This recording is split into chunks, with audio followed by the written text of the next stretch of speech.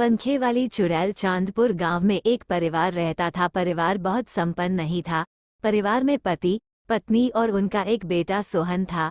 सोहन पढ़ाई में बहुत तेज था और ये देखकर उसके माता पिता बहुत खुश हो गए थे और उसे हर चीज देने की कोशिश करते थे जिससे उसकी पढ़ाई अच्छे से हो।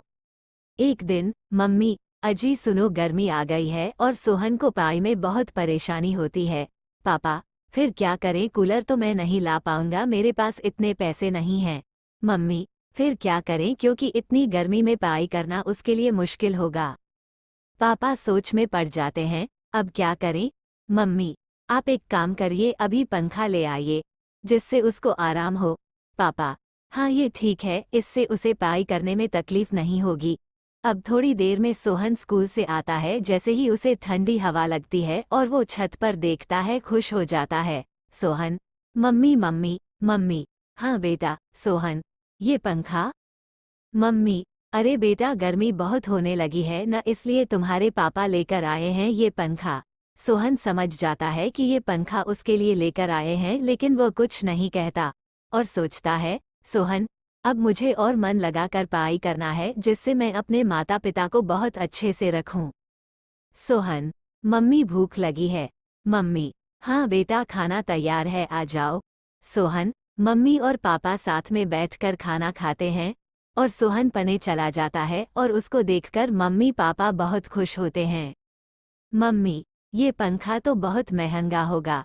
पापा, है तो महंगा लेकिन हमें ये बहुत सस्ता मिला। मम्मी, वो कैसे? पापा, ये एक कबाड़ी वाला बेच रहा था तो मैंने देखा और मैं खरीद लाया। मम्मी, अच्छा, ये तो बहुत अच्छा हुआ और ये हवा भी बहुत अच्छी दे रहा है। पापा, हाँ, अब शाम हो जाती है। सोहन थोड़ी देर खेलने भी जाता है तो शाम को वह खेल कर घर आता है। तभी, मम्मी, अरे सोहन, ये चोट कैसे लगी? सोहन, अरे मम्मी, थोड़ी सी चोट है, खेलते खेलते गिर गया तो ये चोट लग गई। मम्मी, रुको, मैं अभी पंखा चलाती हूँ और दवा लगाती हूँ चोट पर। जैसे ही पंखा चालू करके मम्मी दवा लेने जाती है, सोहन कहता है, सोहन, मम्मी मेरी चोट कहाँ गई? ये तो गायब हो गई। सोहन और मम्मी चौंक जाते हैं कि अचानक ये जादू कैसे हुआ। जब पापा घर आते हैं तो सोहन और मम्मी उन्हें बताते हैं और वो भी सोच में पड़ जाते हैं, लेकिन उनको कुछ समझ ही नहीं आता। सब सो जाते हैं। अचानक रात को एक आवाज आती है, आवाज, हवा आ रही है ना, हवा आ रही है ना। ये आवाज सुनकर सबकी नींद खुल जाती है। आवाज बहुत डरावनी होती है। सोहन, मम्मी ये किसकी आवाज थी? मम्मी, बेटा शायद बाहर से ये आवाज आई, तुम सो जाओ, मैं और पापा हैं न तुम्हारे पास। सोहन सो जाता है लेकिन मम्मी पापा पूरी रात जागते रहते हैं। उनको कुछ समझ नहीं आता क्या हो रहा है।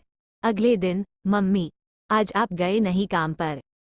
पापा, हाँ आज थकान हो रही है और मुझे नींद भी आ रही है, कल रात नींद नहीं हुई। जैसे ही पापा सोते हैं उनके कानों में फिर से वही आवाज आने लगती है, आवाज, हवा आ रही है ना। पापा चौंक कर उठते हैं।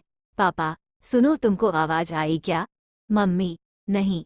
लेकिन जैसे ही मम्मी की नज़र पंखे पर पड़ती है तो मम्मी बहुत तेज चिल्लाती है, मम्मी, वो देखिए। पापा जैसे ही ऊपर देखते हैं डर जाते हैं। पंखे पर एक बड़े दांत और सफ़ेद बाल वाली औरत बैठी होती है। मम्मी, कौन हो तुम? चुड़ैल, हवा आ रही है ना, ही ही ही ही। और चुड़ैल गायब हो जाती है। मम्मी और पापा डर जाते हैं और मंदिर जाते हैं और सोहन को भी स्कूल से ले जाते हैं। मंदिर जाकर पंडित जी को सारी बात बताते हैं। पंडित, चलिए मैं एक बार आपके घर जाकर देखता हूँ। पंडित सोहन के घर आते हैं, सब देखते हैं और, पापा, क्या हुआ पंडित जी? पंडित, ये अब यहाँ से नहीं जाएगी, यही रहेगी। पापा, लेकिन ऐसा क्यों? पंडित, कई सालों पहले यह इसका घर था और इसके पति ने पंखे की हवा न आने पर गुस्से में अपनी पत्नी को इसी पंखे से लटका दिया था। अब वो चुड़ैल बन गई है लेकिन ये तुमको नुकसान नहीं पहुंचाएगी। मम्मी, इसको मुक्ति नहीं मिल सकती। पंडित, 100 साल बाद ही इसे मुक्ति मिलेगी। आप चिंता न करें, ये आपको नुकसान नहीं देगी। पंडित जी चले जाते हैं और सोहन, मम्मी और पापा घर के अंदर। चुड़ैल, तुम लोग घबराओ और डरो मत, मैं तुमको बहुत हवा दूंगी, बिल्कुल गर्मी नहीं लगेगी। थोड़े दिनों में सबकी उस चुड़ैल के साथ रहने की आदत हो जाती है। शिक्षा। कभी कभी सस्ती चीज़ों या फ्री की चीज़ों के कारण बहुत कुछ गलत भुगतना पड़ता है, लेकिन यहाँ चुड़ैल अच्छी थी तो सोहन का परिवार सुरक्षित रहा। और इसी तरह के नई नई कहानियाँ सुनने के लिए हमारे चैनल को सब्सक्राइब करें।